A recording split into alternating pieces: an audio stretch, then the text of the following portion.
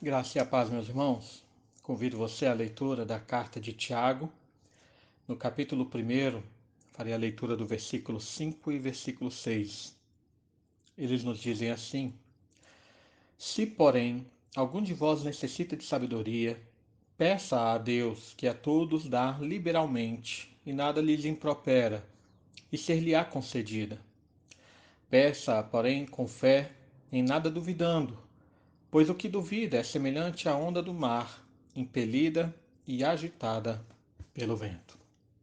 Meus irmãos, ontem nós estivemos meditando, ontem não, na última meditação, do versículo 2 ao versículo 4, nós falamos sobre os benefícios do sofrimento, da provação, principalmente no seu efeito com relação à perseverança e com relação à fé. Hoje nós veremos que Tiago ele acrescenta a questão da necessidade da sabedoria também para passar e enfrentar as dificuldades. Veja que muitas vezes a gente lê esses versículos isolados dos versículos anteriores, mas a gente tem que observar que logo no início, essa ligação, essa relação desse versículo da sabedoria com a aprovação, ela está bem no início desse versículo, quando ele fala, se porém alguém necessita de sabedoria. Veja que existe uma ligação entre esses pensamentos.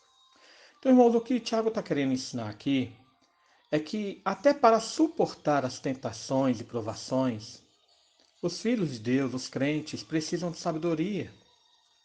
Nós devemos lembrar que a sabedoria ela é diferente da inteligência. Porque enquanto a inteligência é aquela capacidade de reter informações, a sabedoria, por outro lado, ela indica aquela capacidade de agir diante das situações. Então, Tiago aqui está afirmando que se algum crente não tem tido essa capacidade de agir de forma sábia diante das provações, ele tem que pedir essa capacitação a Deus.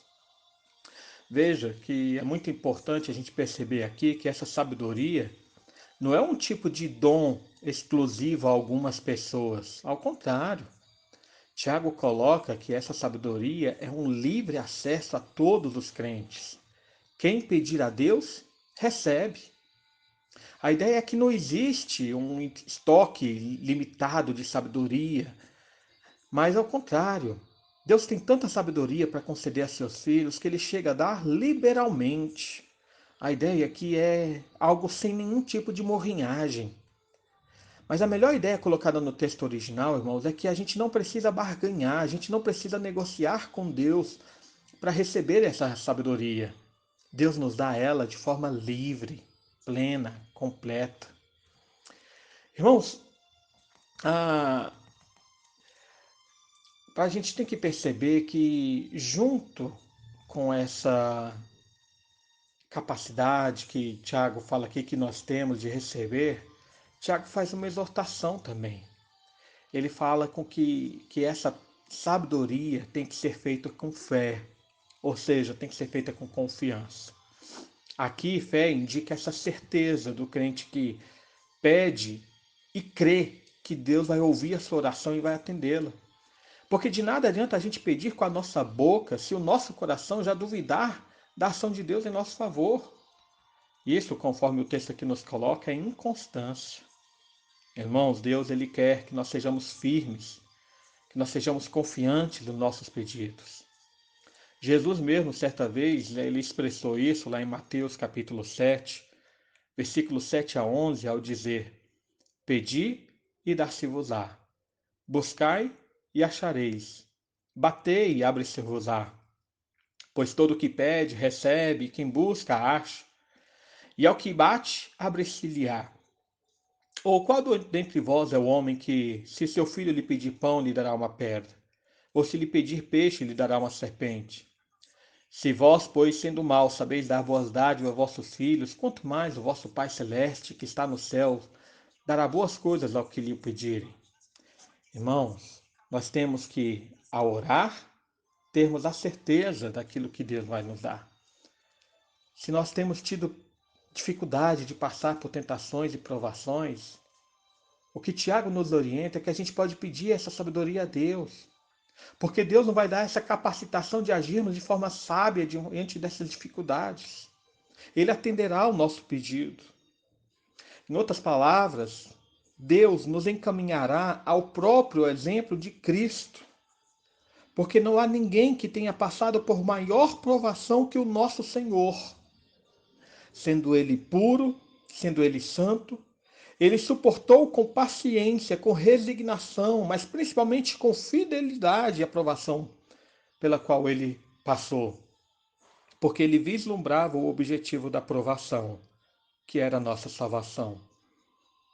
Paulo nos diz em 1 Coríntios, capítulo 1, lá no versículo 30, que Cristo é a nossa sabedoria.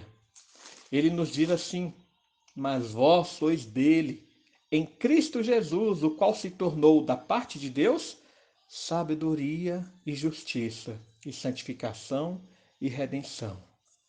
Irmãos, quando nós pedimos sabedoria a Deus para passarmos a provação, Deus colocará mais e mais em nós a presença do seu Filho Jesus, o exemplo do seu Filho Jesus, para que na imitação de Cristo nós saibamos nos portar nas dificuldades para as quais nós passaremos. Cristo é a sabedoria do seu povo. O exemplo de Cristo é o padrão pelo qual nós devemos obedecer, observar e viver. As provações são muitas, é necessário perseverança, é necessário fé. E obtemos tudo isso quando vemos nos registros históricos o que Cristo suportou para nós e imitamos então o seu agir. Que Deus derrame em nosso coração a fé necessária, derrame em nosso coração mais e mais a sua sabedoria, para que tudo que passarmos seja para o seu louvor e para a sua glória. Oremos, irmãos. Pai amado, mais uma vez nós nos colocamos diante de Ti. Nós Te adoramos, exaltamos. Nós, Senhor, nos curvamos diante de Ti em reconhecimento do Teu poder e da Tua sabedoria sobre nós. Pai, temos passado por grandes dificuldades. O mundo tem passado por turbulência. E o mundo muitas vezes não sabe como agir, vivendo com desespero, vivendo, Senhor, com desesperança. Mas o teu povo, Senhor, é um povo que, baseado na tua palavra, no exemplo do teu Filho Jesus, é um povo que vive com sabedoria e com a certeza da glória eterna. Portanto, cuida do nosso coração, ó Pai, para que o nosso coração tema a Ti, viva em Ti e siga, ó Pai, o Teu caminho baseado no Teu Filho Jesus. É o que nós pedimos em nome dele mesmo. Amém.